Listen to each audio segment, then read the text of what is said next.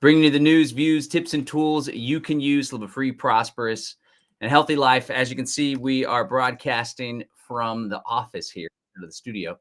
Just had some tech issues, but always excited to be delivering this info and to be sharing the message of freedom, prosperity, good health, good tidings to all. We're joined by my lovely wife, Rebecca, today. Hello. How are you, Rebecca? I'm good. I'm excited to be joined as well with our good friends, Amani and River of Haven Earth and Haven Village in East Tennessee. That's right. Okay, I was just checking to make sure we're streaming. Let me know, my friends, where you guys are tuning in from there on the YouTube stream. We're also streaming to Facebook and X as well. Yeah, we're going to be joined by River and Amani of Haven Village, and they are going to share with us about their super cool community that they've built. Not just them. They've had a lot of help, of course, but they're spearheading it. And the cool thing about it is, well, there's two things I think that stand out. Well, three things. One, that they're really doing it. It's the Trinity. Yeah, three things. There you go. All things in threes. First of all, that a lot of people have these visions to do intentional communities and to do all these big, ambitious things. And the ideas and the vision and the dreams are the easy part. But the actual execution is a challenge, right? So we have a 10-acre homestead with a few households on there. And that's been a challenge, just doing it on a more micro level. We have ambitions to do a much bigger project, but it's been very daunting of a task. So the first coolest thing, I think, is that they're really doing it. How cool is that? But then the second cool thing is that they're doing it with hemp, right? These guys are obsessed with hemp, especially this River character. I can see them there backstage. We'll be going to them here in like 5 minutes, but they're actually building hemp homes. They got a hemp tiny home, and then they're working on a full-size hemp home, which is really cool. So it's cool to see the progress there. And then, of course, the third thing is they're doing it in the private realm. Using the Trinity model, right? A non-statutory trust, a PMA, and they have a Ministry of Nature, 508c1a. So really excited to dive into that. I know people are real passionate and excited about that. Sorry, it's annoying me that we're not centered. There we go. That's better, right? The framing. Okay, but before we go to that interview, I do want to shout out some of our sponsors. I want to shout out Off-Grid Dream Life, our good friend Jonathan England, who's also doing a community using the similar model, right?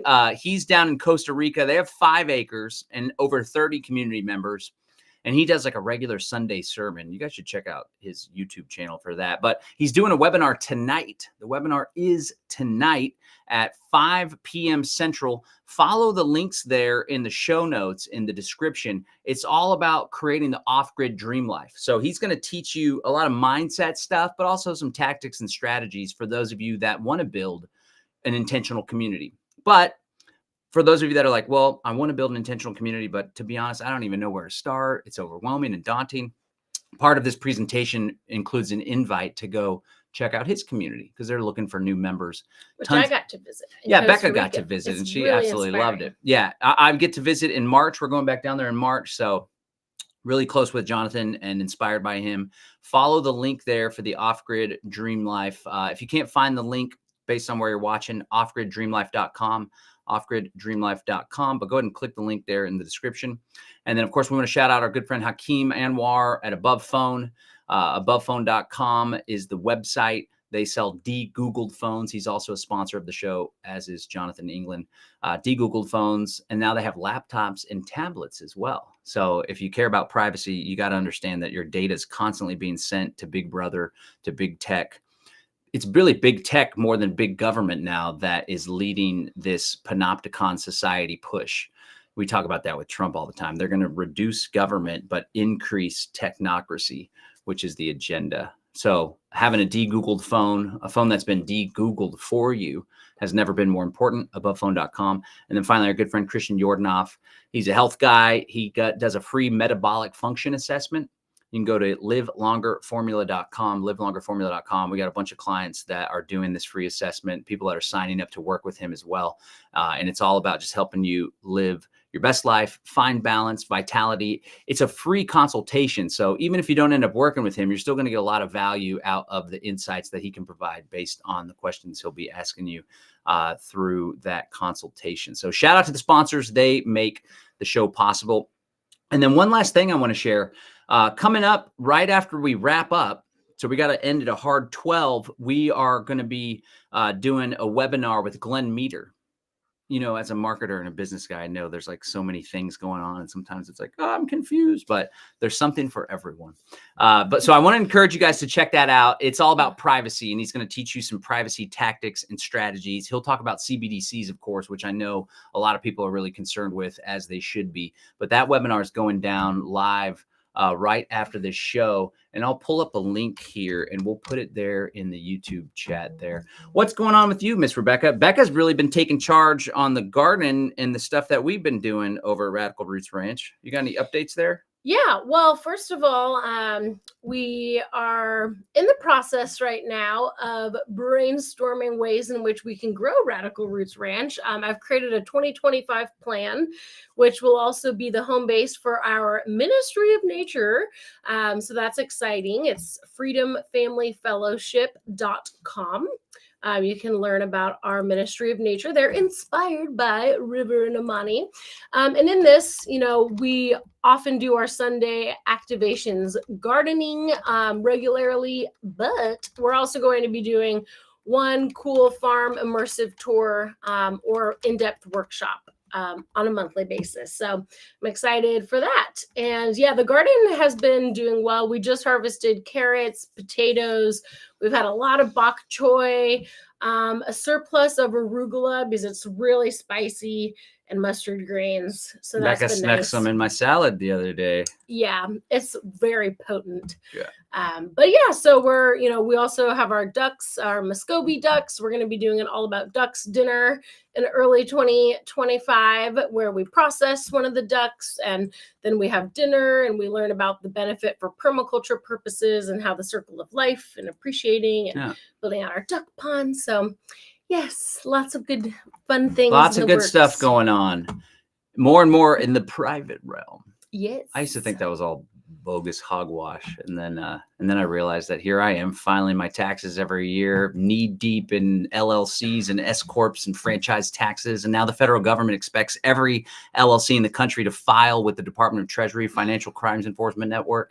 So never before has it been more important. I didn't mean to display that. Never before has it been more important to explore these types of things. So we happen to be joined by a couple of total badasses who are even deeper in the private realm. So let's go ahead and bring up our guests here, River and Amani. How are y'all today? Hi, guys. Hey, See you. Welcome. Miss you guys so much.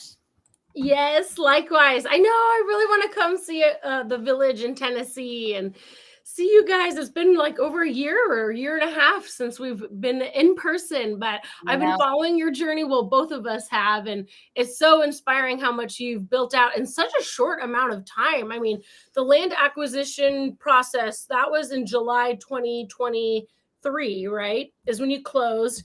And in that short time, it seems like you've just completely built out so much of that space, like the yurts, the A-frame tents, the shared space. The farming operation is incredible. Like, I'm so inspired by everything you guys are working on and the growth too in the different zones, as you call it. So yeah. Yay! Why don't you introduce yourself to our audience that may not be familiar with your work and introduce what you guys are doing there at the village. Awesome. Go for it, babe.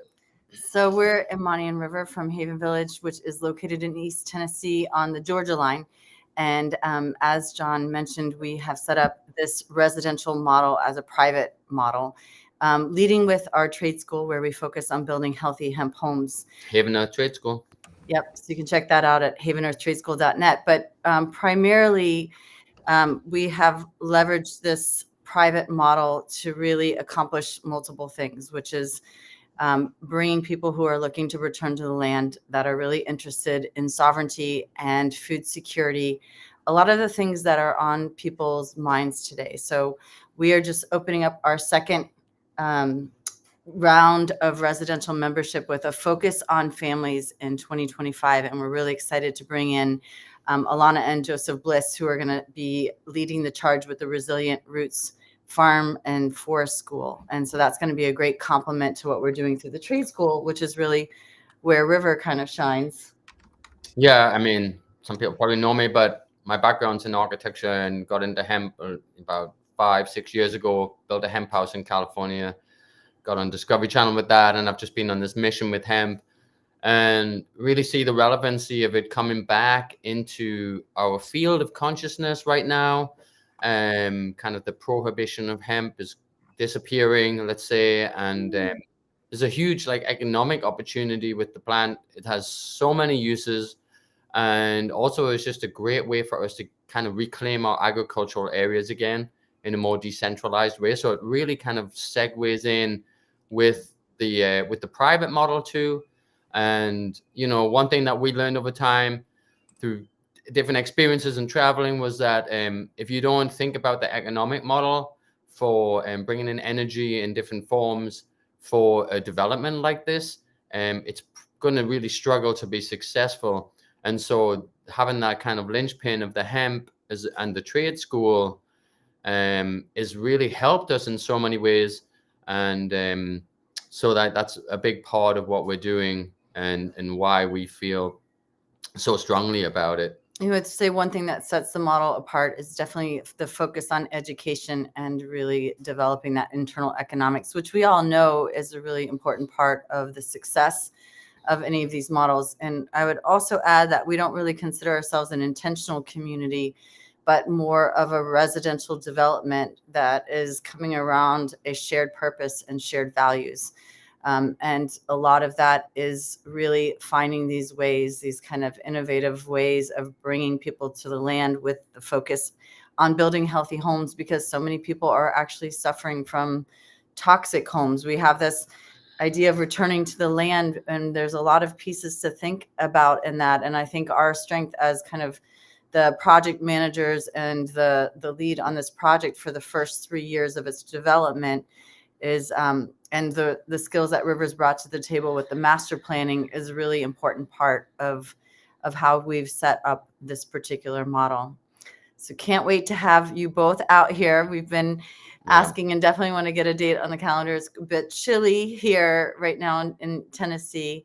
But our focus in this year to come is really, if you haven't seen, there's a kind of a video that we just put up on both of our websites, which would be the havenvillage.net and the havenearthtradeschool.net that John just showcased. But those that video kind of gives you a virtual tour. It's really hard to encompass because we have the 200 plus acres, but that gives you kind of a tour of what it looks like and feels like here at Haven Village. So we obviously recommend people coming out and checking us out, and we'll have more events happening in the spring. But for right now, we just want to give people sort of it's a bird's eye view, and it also focuses on the first residential hemp home that we've just started building and we'll be finishing up in the springtime. So yeah, super excited to share. I don't know if I just mentioned, but we have over 200 acres and we're only developing 20% of that. And so the way we've set up in the trust specifically is to protect the land. So our trust directive, along with Rivers Master Plan, will not develop more than 20% of that land, and the land will always be maintained with the vision that we've set forth. And that's really important because, you know, one of the things that we've found is that people, even though this is an old model with working with the trust, it is actually new to a lot of people. And so there's always a lot of questions around how, you know, we are setting this model up and how that works. And I know, John, when we first talked about this when we were in Texas, there was a little bit of resistance, but you've come around, and I love that you guys are, you know, full on in this, because for us, that trinity of setting up with the Ministry of Nature and the private membership model and this irrevocable common law trust that is protecting this land that we all share together, because this is shared land model, I think is part of the reason that we are having the success we're having. I mean, obviously there are a lot of other factors, but I think people are looking for a new way. Yep. That's right. New way, new earth. Yeah. So when we were collaborating together, right? And then Becca and I are pursuing a project, and we first started out wanting to just do it more, well, not traditional. The trust is the traditional way, right? Mm. Corporate, we should say, Clinging to statists. that certainty. And there was a lot of friction because we were trying to build the new earth using the old ways, using matrix systems, corporate, statutory, man-made nonsense. And there was a lot of friction. Not only was it expensive as hell, but the lawyers that we hired weren't speaking our language in the least bit, because it's not about making money. It's not about just, giving people a house. It's about creating homes and creating a new model, a new way of living. It's very mission driven. And when we dove deeper and made the decision to move forward with this Trinity thing and connected deeper with Bradley Logan, everything just started clicking. We're still pursuing buying a large piece of property, but since we set up these organizations, things have happened more with ease. I remember when we got our first donation too, and then it was a crypto donation, and just like dealing with crypto and thinking like, oh, I don't have to worry about the price changing. And if we sell some of it to use the capital for something, there's no tax implication or anything like that, because we're operating as a church and doing it legit. So let's dive deeper into that model. You mentioned a bit about the trust. I want to talk about that, but let's talk about the church piece, which often tends to be the most confusing for people or controversial. Especially, I know that, our church isn't a Christian church per se, although we do follow the teachings of Jesus Christ. But whenever we bring up even the word church, which is interesting because Jesus didn't start a church. He had a ministry. It was Paul that started the church and the institution. And then, of course, the Roman Catholic Church. But let's not go down that rabbit hole. But people are like all weird about church and I think that's in large part because the modern institutionalized church has led people astray, away from a genuine spirituality, away from helping people to connect with their own divinity. But anyway, tell us about your ministry of nature. I know you'll have a Hempel, and what are y'all's church activities? How does that tie in with the work that you're doing? And one last thing, of course, the practical implication of the church, besides doing God's work, is that there's an exception from anything having to do with the income tax, which is really valuable as well. That's a side benefit. But tell us about your church, your ministry of nature, and what you guys are doing. To that point, John, as long as you meet 9 of the 14 points of criteria that are recognized as a church. We actually don't use the word church. We do use the word ministry because I think church is a lot of other associations with that, like you just mentioned, and so, we're in the Bible Belt of the buckle. Oh yeah, the buckle. And so for us, this whole, we in a sense are truly missionaries, right? A mission. We have a mission and a purpose, and we come together around, like I said, that shared purpose and the shared values, which is really about reconnecting with nature and reconnecting with the land. So that's a big part of what we're doing. And we created this Hempel structure that you mentioned, and River can speak more to that, as this activation point to really set the frequency of our intentions here. So we do meet the requirements that are those 9 criteria points. But we don't do it in such a rigid way. For us, a lot of it is infused into really everything that's the motivation of why we're doing what we're doing. Right. And I think as well, the, like a standard church is a non-profit these days. And so charity, right? Essentially. So people are making tax-free donations and stuff like that. And it kind of somewhat of a tax haven. I think the difference with this model, you're not taking that on, which essentially puts you into a tax category. With the ministry model, it's basically taking you out of that jurisdiction completely. So it's not that you don't pay taxes; it's that you don't need to report anything. So it's the reporting. So you're kind of out of that fray, but it's not a tax-free donation, in that sense. So it's a little bit different from what people might think of a regular church. But for all intents and purposes, it could be, it could be applied to someone's ministry or church of any denomination. It's not just for people who are in the freedom movement.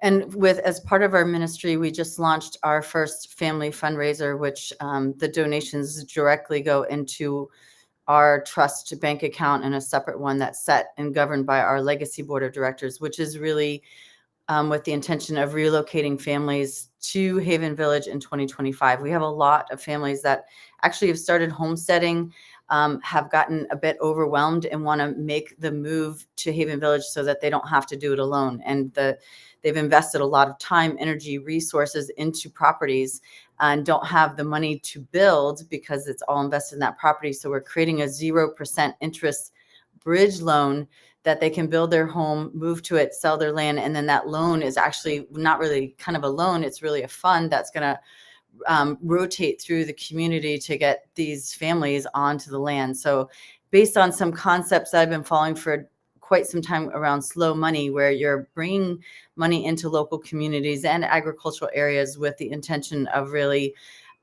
bringing that land and the people on it back to life. So we're kind of just putting our ministry out just in this last week in that way, in a more open way where people can just support the work that we're doing. And I think that that's a big activation moment for us because, you know, we've been quite private and more low key in the last year, while we've gotten a lot of the infrastructure in place in year one. And we're just moving into the second phase where we're really opening up to sharing more about what we're doing with the model and inviting people to participate in different ways. So if they are really passionate about helping families get back to the land, but maybe they're not in a position where they're actually able to do that, there's still ways for people to get involved and support this big move that all of humanity needs right now to bring back people connected to the land and connected to nature. Love it.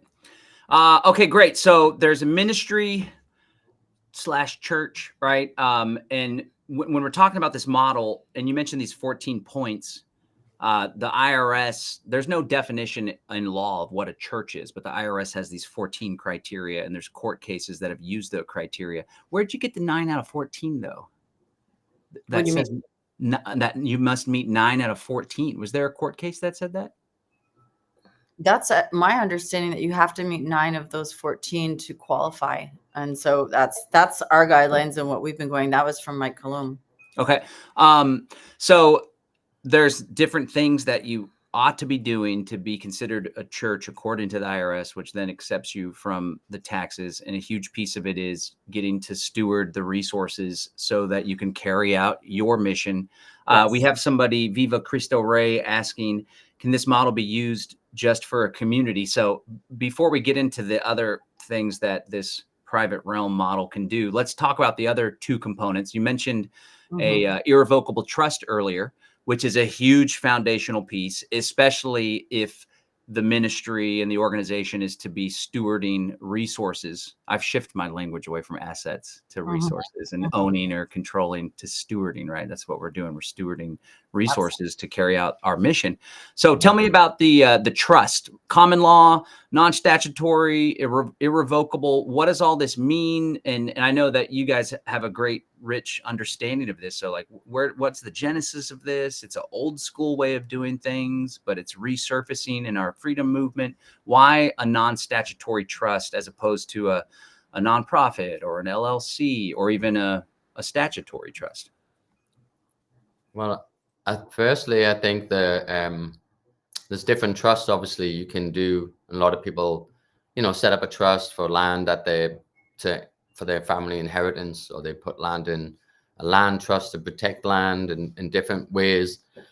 Trust is seen as a vehicle to take it essentially out of the ownership realm into a more private, protected domain. We looked at different trusts. The revocable trust is not suitable for this model. It can, liens can be put against it. It can be kind of dragged through the court through probate, all kinds of things like that. It works in certain models, but not in this kind of model. So we were guided to go with an irrevocable common law trust, not a land trust per se, that would basically, take the land and put it in a protective state. It is the deed, the title for the land is in the trust name. It does require to have a person that is kind of managing that, let's say. And it's hard to get your head around. In some ways, we're so used to having titles and deeds and all of these kind of things for property we buy. So it is requiring some re-understanding of stewarding the land, of true stewardship, rather than this idea of ownership, which do we really own it anyway? Unless we have it in these particular private models, we don't seem to really have the true title and deed on the land anyway, at this point. And so, this was really probably the primary thing we did, was the first thing we set up when we got the land, so we could protect it from the get-go. Is that your understanding as well? We set the trust up to put the land in from the beginning, and that was also part of our desire to not have any liens on it and have it completely debt free. And I think the piece that River just spoke to about the kind of where people get challenged is definitely on this idea around ownership. And so the land being in this trust is actually protecting the land to be used in the way that we are intending. So what our residential members, who are members of our private membership association, which we'll talk about next, receive is a unit of beneficial interest, which we call UBI. So it serves as a deed, but this unit of beneficial interest can be sold or transferred to another approved residential member. So for us, one way of making sure that we have the people living here that we all as residential members agree to, is through that process, right? So we're looking at it as how are we protecting it generationally? And I think that that's big, because you could start something, and River and I could do it, and then, in a couple of decades when we're no longer here, it could turn into something else. So what we're ensuring is that this will continue through perpetuity. Like, this is more about legacy, and this is what people with money use to protect their resources, their land, and have it go through their family. With us, it just adds a challenge when you're bringing people together that aren't necessarily family or related. And I think that also brings up a lot of issues around trust for people. So it's something that, if you're going to get involved in this private model, it's a process that you need to go through yourself. Just like John has been sharing his process of transitioning his mindset from a couple of years ago to embracing it. There is some personal work, and it's called a trust for a reason, because it definitely does require this changing of what we've been programmed to believe, particularly in realms of money and property and all of these things that are definitely, most people don't have in a protected state. So for us, it's really about the protection, using that tool, that trust as a tool. And it's really a bridge right now during these times to get us to a point where we have that truly protected. Taking it to a next step would be getting the Lloydal title. It's something that is in our future trajectory, but not something that we have at this point. The other piece that's important for people to understand is, with that unit of beneficial interest, although they don't own the land and they can't put a lien against the land, so they can't go and get like a bank mortgage, what they are required to do is, for any structures built on the land or anything on the land, they're required to have those assets or those resources in their own trust. So in a way, we have this double layered kind of protection set up. And the Legacy Board of Directors actually serves as the kind of the governing community, the governing council to manage any of those UBIs, whether they need to be transferred or if they get donated to the village or they need to be handed down to other designated beneficiaries. And with any of the sale or transfers of those, they kind of act like the realtor. So that's the way that we're allowing these new residential members that meet that criteria to come into our model. And it's interesting because then you're self-determining everything. Like we're saying, you're basically determining the parameters for the trust, for what's going to happen to the land. So it becomes part of the ethos and the understanding of the people who are, commonly sharing the land, as opposed to being dictated from the outside as to what you can do, what's statutory, what's binding. And we haven't, because of the location of the land we have here and the very specific that we're in an area which is really, really limited in their jurisdiction. They don't want to tell us what to do too much on the land. Actually, there's no zoning, there's really no building regulations. There's very minor things that we have to comply with. And we're okay with complying with that for the most part.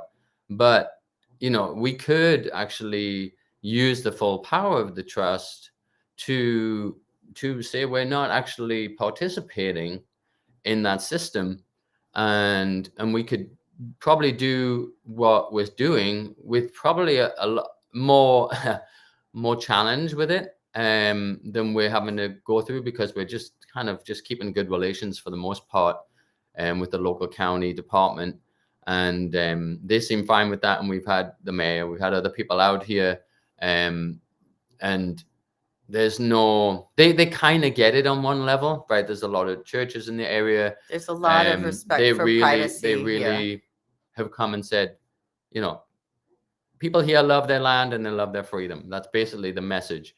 And, as long as we're okay with that, they're fine with us being here, kind of thing. And we're like, yep, that's exactly what we're about. But there is more power to the trust that we can use. And so it's kind of self-determining that way. And then obviously you've got the trustees who are emboldened to kind of carry out the mission that is set forth in the trust directive. And that's, that's an interesting process, because there's no longer any, outsourcing all of these things into the legal jurisdiction and bylaws and all of these different things, and litigation or whatever. It's really up to us. So we're having to find out what's really important to us, and what's really relevant to the land, and what's going to secure the land. So it's a re-education for everybody who comes in here to own that part of it. You can't just come in and buy, like, I'm buying my way in here. You really have to get it. You have to live it. Like you said, John, it's like a re-enabling of a part of ourselves, which is more in connection with the sacred and the divine.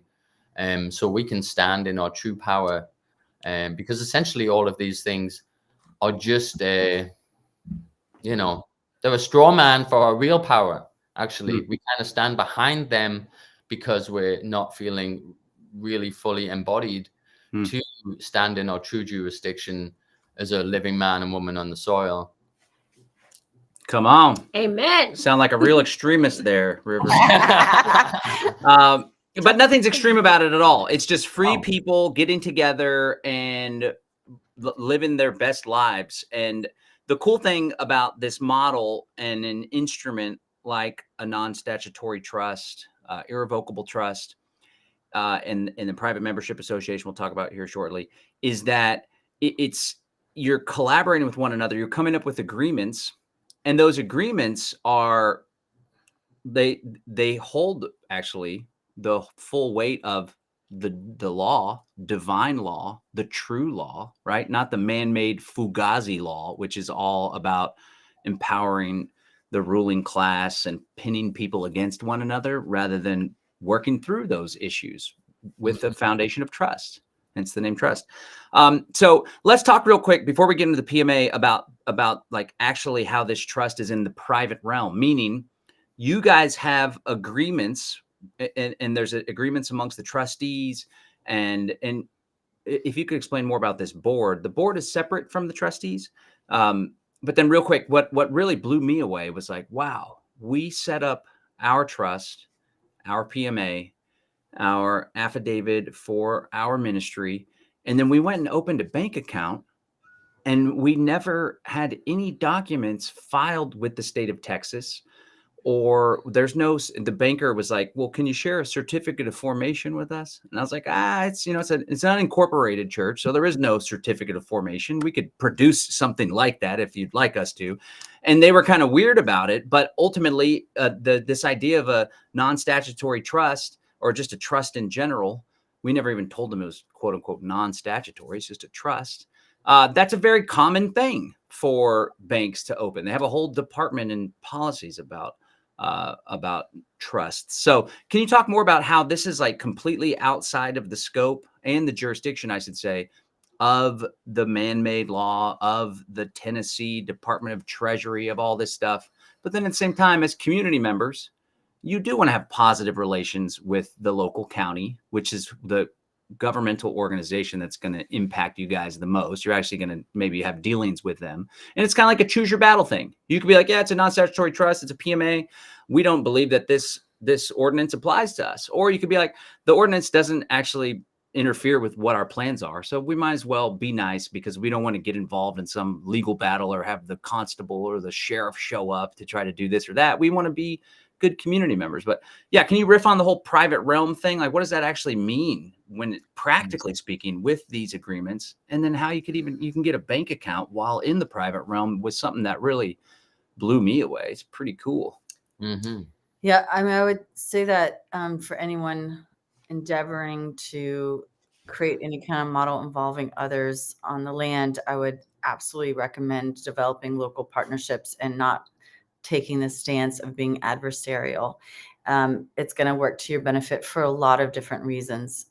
We have, as River mentioned, this trust as the backbone and the strength of what we're doing, and we are very aware of that, and that's something that we're continuing to learn and put into practice. So it's an ongoing process. But for us, we actually started our bank account in Texas, and we are a hemp company. Biohouse is our consulting and project management PMA, separate from the PMA associated with the trust. And because we work with hemp, there's a very limited number of banks, 6, I think, in the country. And we happened to be at a hemp conference and met we love our bank, First Citizens, and they had a branch in Austin, which we were just making the move to Tennessee, and they have one in Knoxville and Chattanooga. And so it was super easy for us to work with them on all aspects of how we've set up our model, and then making that transition to Tennessee, working with hemp and within the private. So we've felt like we've had no issues. I know people have had hangups in those areas. We, again, choose who you work with, and the way that you go into things, your approach, I think, is really important. And being informed and articulate about it is also very important. So just to speak to that piece of it as well. I know there's a lot in the sovereignty movement about kind of going and, you see these videos online of people just, kicking the judge out of the court or whatever. I don't think we're having to take on them type of battles. I mean, not yet. Who knows? But don't put that out. But I mean, just in general. But because the trust, like you said, is just a recognized vehicle for securing assets or resources in a private way, where you're essentially not looking to build wealth from it or something. You're protecting something. So I think in some ways that's the kind of easy part of it. Oh yeah, it's in the trust. I think the more complicated part of it is somewhat the trustee role. That's different, like you're saying, what's the difference between the council and the trustees? Like the trustees have the power to govern the trust, and then that can definitely bring up some issues in terms of Oh, well, I thought this was a model that isn't about a hierarchy or something like that, you know. Oh, we should all just make all the decisions. I think it's really important to understand what the role of the trustees are, and that is really to maintain the sanctity of the mission of the trust, and this is a really key component to setting up a strong trust. Because you know, you could set up something and you leave it wide open and everybody's a trustee, and then all of a sudden there becomes issues within that. And so it's the trust important, but it's what you write in your indenture and your trust documents that's really going to give it the strength. And because ultimately, you got to be able to defend this in a court of law.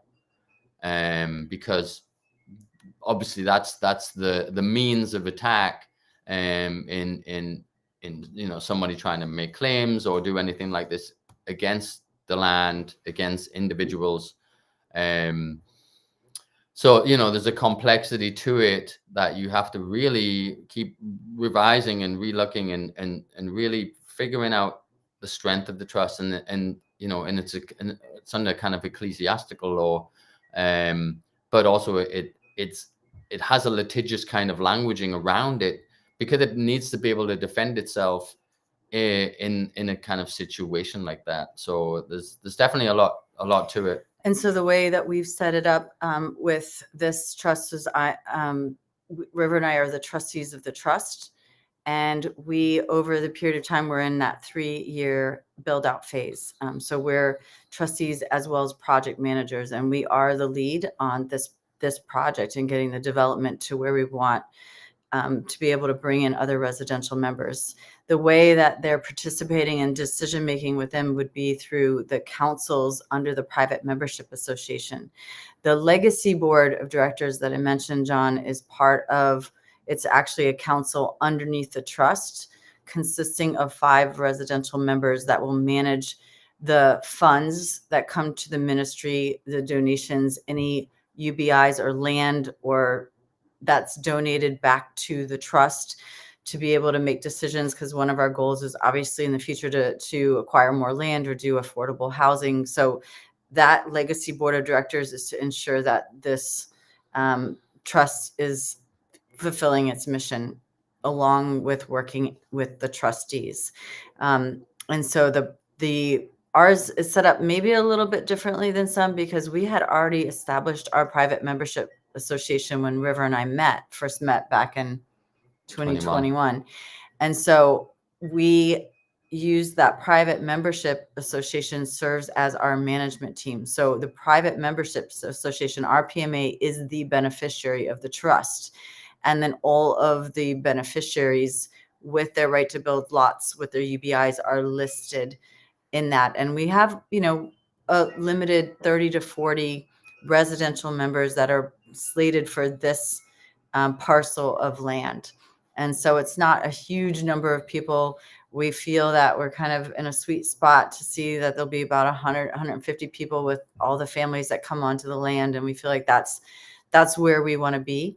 And so the application process is then becoming a residential member through the PMA, and those members are eligible to become to secure a unit of beneficial interest. So yeah, I don't know if that helps to clarify things a little bit, but it's essentially the PMA is the management arm, and that's where people will be more involved than the trust. The trust, ultimately, we're running that 3-year budget through the trust, and that's what we use to purchase the land. And we had the funds that are going to fulfill what we said we're going to do.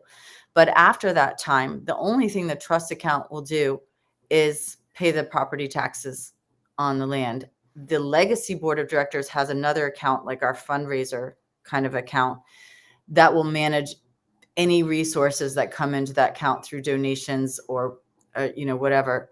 The private membership association also has its own bank account, and that's which will be managing the operations. So essentially the PMA leases the land from the trust, right? And that we use that account, and that will be the one that the members will be should we put in a new barn, or should we, whatever, everything from the policies when we get nitty gritty on like pet policies, aging in place policies, homesteading activities, like all of those day to day, but we're not in that phase. We're still in the aggressive building phase to meet our timeline. And we see in the next year, we'll have the residential members trickle in, and we're starting that involvement in the councils, and that's how people will be helping to create that more community aspect, which is really a byproduct of the residential development that we're doing. That's why we don't lead with intentional community. Yeah, I think it's interesting that you don't like to call it an intentional community. It's like an unintentional community, but there is some intention behind it, like with the people who are living there now, and the fact that your PMA, you had built that out in 2021, and so maybe that helped to build the foundation. But that was people showing up as members in different ways, but actually living on the land. Like, how have you guys vetted and like found your community agreements just for now, and how many people are living out there? And you're wanting to have new community applications open up in 2025. So what do you think the growth will look like in terms of how many people are actually on the land and have returned to the land? That's a great question, Rebecca. So we created Becca. Yeah, I did all the talking. I know. I bossed off the whole interview. Well, you're good with all the technicality stuff. I'm fascinated with like, how do you actually build the community to get people out there? And we do have Rebecca, you have to come see it yourself. No. Yeah. We need to get our asses up there. Go ahead. Let me just say that we created a living agreement with the first group of residential members, and living in the sense that they can change, right? As we evolve. It's a living document. It's a living document. So we've started with a really broad but really good baseline. So it doesn't have specific things like we need to do this together and we need to do this. And even like I said, the nitty gritty details of our pet policies will be determined when people are living together in the land. But the beautiful thing about setting up our private membership association all of these years is that we have created a particular culture and community around the values that River and I have been speaking about, specifically healthy hemp homes and getting back to the land and growing our own food. And so there's definitely health freedom. And health freedom. So there's that commonality. And so our vetting process actually facilitates people getting to know each other, to come and spend time on the land, to kind of get to know your neighbor before you're living together, because there's so much that has to be worked out. So I think that what's really relevant, I think that a lot of people just have not any, understanding of the way we're doing things. And, like the whole ideology of intentional community, why we're staying kind of clear of it is because I think it comes with a lot of baggage with it. And, we don't want to kind of create a dynamic with people coming in with some ideas about it. We want them to really understand what it is that we're doing here and what is the way we're doing it, the vehicles that we're doing it. And one of the things that we are really clear about is communicating about that process. And again, we front as a trade school because we are that. And so we have a lot of events that are open to the public once they become a private member or a guest. And so education and opportunities for people to get involved are a big part of our model. So we've had build team and apprentices living on site with residential members. It's not just that we have community members living here. We've developed a lot of local partnerships, and we've brought people on that are living here for 3 months at a time that are working on certain projects. So there's that aspect of living together that anybody who lives together has just got to work things out. So that's a really important part of this beginning phase, is where we're working out a lot of the details of how we are doing our homesteading strategies and how are we moving through challenges and conflicts. So we'll be bringing our first family on in January, and they're going to be helping and being part of the management team that's going to oversee the family village. So we expect to have 6 families moving on. I think we are we muted? Are we still live? Are we still going? But one of the things that we're doing, you can't hear us? No, we can hear you. You're good. Can you hear us? I just started using Restream. Yes, now You clicked the button. It's supposed to be simpler, but I'm still trying to learn. All right. Anyway, go ahead. That's out on us. So for the application process, Rebecca, what we're doing, I mean, you know, we have this shared vetting. It's like getting to know you phase where it's like, is it a good fit for both of us? It's not like we're like, you know, you're in, you're out. And typically it's a 1 to 3 month process. We start that with an application, which you can find on the website at havenearthtradeschool.net or havenvillage.net. But with that, there's, you know, an application fee that people who are ready to make a commitment to have that exploration includes a 10-day visit on the land. And so that's important for us to get to know each other, get to know other members. We set people up in conversations. We have that face-to-face experience is a really big part. I think a lot of people can figure out a lot with their time here on the land. And also it just gives them that firsthand experience. And so what we've found is that people kind of naturally vet themselves out and figure out if they're not a fit. It's a very organic kind of process, but there's different steps that we go through to make sure that people really do understand the model, that they're not bringing in any expectations or attachments to certain ideas of what they think or want it to be. And that's really important, is to make sure that it's a good fit and that clarity. So one of the things that we've implemented now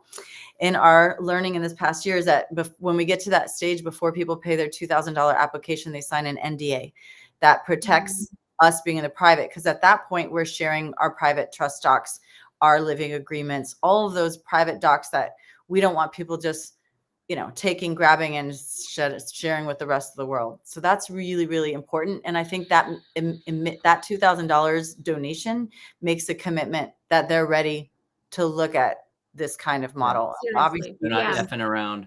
and we're spending time getting to know each other and answering their questions. Yeah, and that also includes time on the land, staying here, and accommodation, stuff like that. It's not just, you know, there's a reason for it.